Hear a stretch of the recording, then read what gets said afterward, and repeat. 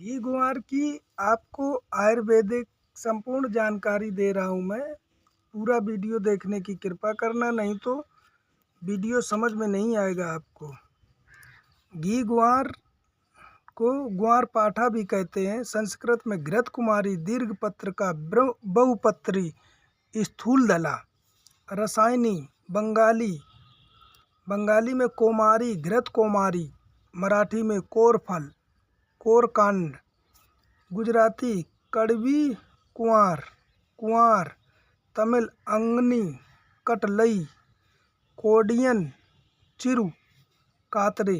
तेलुगु में चिकलबंदी। फारसी में दरख्ते सिल। अरबी में मुसब्बर। उर्दू में घी ग्वार। प्राप्त स्थान यह रेतीली भूमि नदी के किनारे उत्पन्न होती है। इसे बगीचों में भी लगाया जाता है। आप इसको देख लीजिए, इसकी पहचान वगैरह क्या बताना, आप खुद देख करके पहचान लीजिए। मैं इसका उपयोग बता रहा हूँ।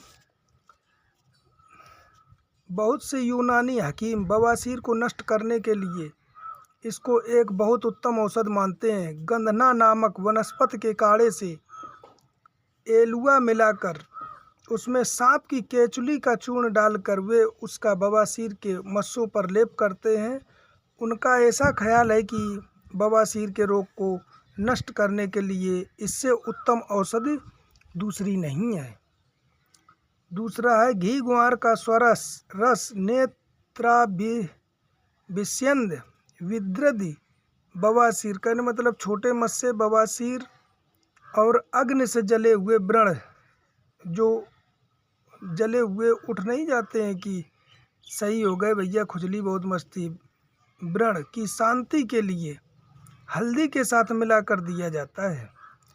इससे जलन की कमी होती है। इसके रस को थोड़ी हल्दी और सेंगे नमक के साथ खिलाने से कब्ज, मंदाग्नि की वजह से पैदा हुई खांसी, मासिक धर्म की रुकावट, पांडु रोग, गुल्म इत्यादि में बहुत लाभ होता है।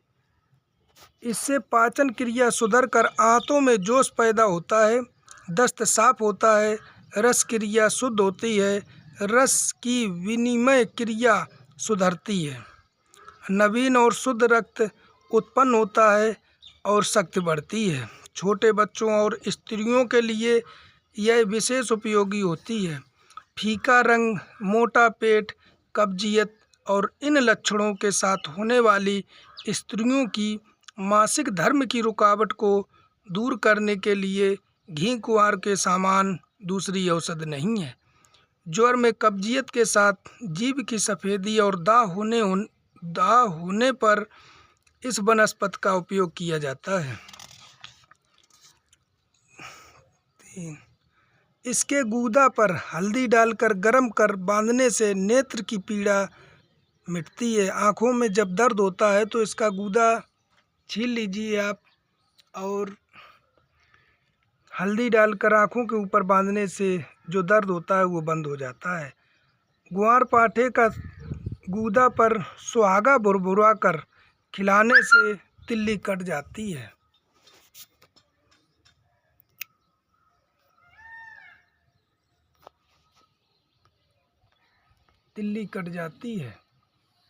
ग्वार पाठे के गूदा पर सुहागा भुरभुरा कर खिलाने से तिल्ली कट जाती है। जो तिल्ली का रोग होता है वो बिल्कुल सही हो जाता है।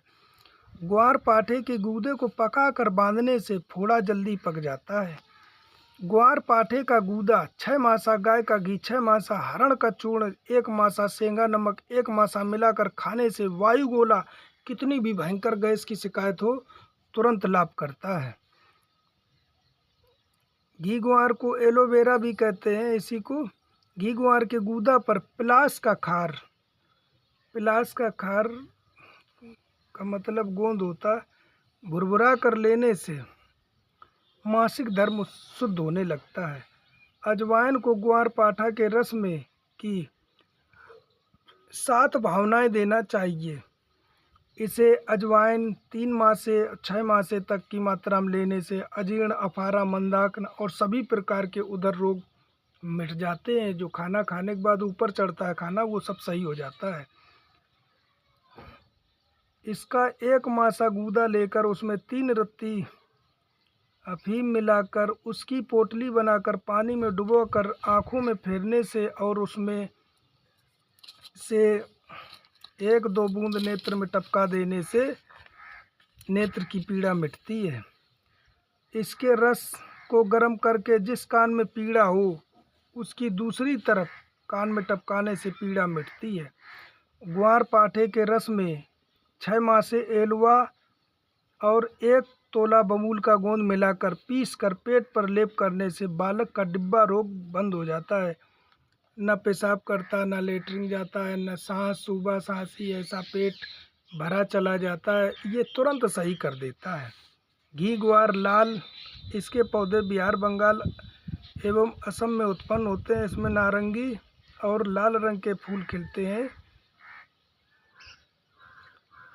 ये पत्तों के निचले भाग का हिस्सा बैंगनी रंग का होता है।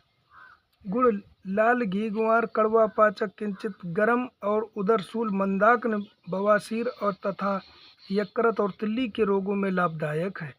इसके गूदा का हलवा बनाकर खाने से बवासीर में लाभ होता है। इसको स्पिरिट में मिलाकर लेप करने से बाल काले हो जाते हैं। इसको स्पिरिट में मिलाकर लेप करने से बाल काले हो जाते हैं। गुलाब के इत्र में मिलाकर इसे आँखों में लगाने से नेत्र रोग मिटते हैं। निशोध के साथ देने से कब्जियत मिटती है। बच्चों की आंतों के कीड़े मारने के लिए भी यह एक बहुत उत्तम औषधि है। इसके ताज़े गूदा में हल्दी मिलाकर गर्म करके बांधने से चोट की सूजन मिट जाती है। रात को सोते समय इसकी गोली देने से सवेरे साफ दस्त होकर बवासीर की पीड़ा में लाभ होता है। इसके रस का काढ़ा करके उसमें हल्दी मिलाकर गर्म करके बच्चों के पेट पर लेप करने से सूल और फेफड़े संबंधी रोग मिटते हैं। इसी लेप का बड़े आदमियों के पेट पर लेप करने से रोग मिटते हैं। इसके रस से बनाए हुए एलुए की थोड़ी गंधक के साथ गोली बनाकर देने से बवासीर की पीड़ा मिटती है। इसके गाढ़े किए हुए रस से शक्कर मिलाकर देने से सुजाग मिटता है। इसके कोमल गूदा को खाने से गठिया की पीड़ा में फ़ायदा होता है। इसके गूदा पर रसौंत और हल्दी भुरभुरा कर गर्म करके बांधने से बदगांठ बिखर जाती है। इसके एक तरफ का छिलका दूर करके अग्नि पर रखकर उस पर थोड़ी अफीम और हल्दी भुरभुरा कर गर्म होने पर उसका रस निकालकर पीने से चौथिया ज्वर खत्म हो जाता है। हमारी जितनी भी गाइड की नॉलेज थी वो बहुत अच्छी भैया मैंने आपको दी। ऐसे ही मैं दूसरी भी वीडियो बना कर दूंगा। जिस चीज़ की हमको नॉलेज या वो सामान मिला तो मैं दिखा करके आपको ज़रूर ये नॉलेज दूंगा। ठीक है, ये हमने अपने यहाँ बहुत सा लगाया है। देखो ये भी लगा है, ऊपर भी लगा है, ये सब कुछ लगा दिया करते हैं हम लोग।